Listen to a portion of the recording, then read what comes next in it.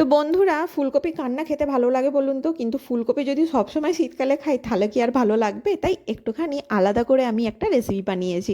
এটা হচ্ছে গোবি 65। তো এর জন্য আমি নিয়ে নিচ্ছি হচ্ছে ফুলকপি। ফুলকপিগুলোকে ভালো করে একটু ভাপিয়ে নিয়ে জল ঝরিয়ে আমি একটু ঠান্ডা করে নেব।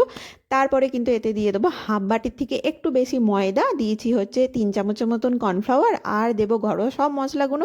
একটুখানি সামান্য করে খালি দিয়ে দেবো হচ্ছে একটু আদা আর রসুন, আর একটুখানি চিনি। ব্যাস, এটাকে ভালো করে মাখতে হবে। আর একটু বেশি ঝাল হওয়ার জন্য আমি এতে কিন্তু গোলমরিচেরও গুঁড়ো দিয়ে দিয়েছি। এরপরে এগুলোকে সব ভেজে নিয়েছি। এরপরে এটা একটু হালকা হালকা একটা গ্রেভি করব। তার জন্য আমি নিয়ে নিয়েছি কাঁচা লঙ্কা, কারি পাতা আর হচ্ছে রসুন। এতে কোনো আদা ইউজ করছি না। তারপরে টমেটো কেচাপ ঢেলে দিয়ে একটা ভালো করে গ্রেভি তৈরি করে নিয়েছি, দিয়ে শুকনো শুকনো করে বানিয়ে নিয়েছি গোবি 65। তো কেমন লাগলো প্লিজ কমেন্ট করে জানাবেন কিন্তু। আর এই শীতের সন্ধেবেলা এটা কিন্তু খেতে খুবই ভালো লাগে গরম গরম। তো কীরম লাগলো প্লিজ কমেন্ট করবেন। আজকের মতন এখানেই।